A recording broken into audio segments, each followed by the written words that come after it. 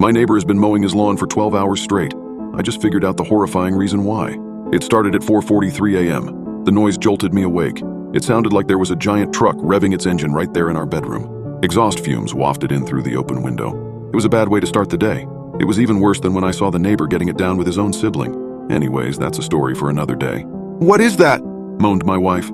We'd both slept poorly, because our daughter had crawled into our bed at 1 a.m. and kept kicking us in the face until we were both half hanging off the bed while she snored away. "Start of the apocalypse," I groaned. "Go back to sleep." "No way can I sleep through that racket," said Vanessa. She rolled out of bed and shut the window.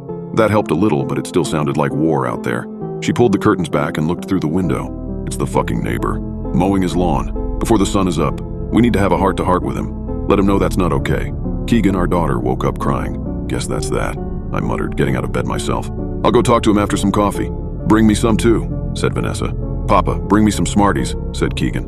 No Smarties for breakfast. Banana or toast, but not Smarties." "Fine," huffed Keegan. "Toast, cut into shapes." I sighed. This was really the last thing I wanted to be doing at 4:45 on a Saturday morning. Making coffee and cutting toast into animal shapes instead of drooling in my sleep and dreaming of a gentler world. I went into the kitchen and started the coffee and toast and then looked out the living room window. Sure enough, there was Mr. Limsky mowing his damn lawn in his damn bathrobe, no less. That was another thing that I had no desire to do. Get into it with him about this, or really talk to him about anything ever beyond a friendly wave and a howdy neighbor. By the time I was awake enough to form a coherent thought, it was almost 6 o'clock and I had consumed 4 cups of coffee. Mr. Limsky was still at it, which was strange because his yard isn't very big at all. It shouldn't take more than a 40-minute mow job, but here it was, an hour and 15 minutes later, and he was still at it. I got semi-dressed and stumbled outside. I walked across my own yard, which I noted needed mowing itself. Maybe I'll tell him that if he mows my lawn and promises to never start so early again, I'll let it go. But I knew that I wouldn't do that. I was a coward. As I got closer, I observed with some confusion that his lawn was already mowed. He was going over it a second time now. I walked up to our property line, denoted by the contrast between mowed and unmowed grass, and started waving my hands in the air, waiting for Mr. Limsky to notice me. He never did. He just stared straight ahead and kept pushing the mower. "Hey!" I shouted, but it was no good. I could barely hear myself, and so I knew that he wouldn't be able to hear me from across the lawn right behind the lawnmower. God damn it.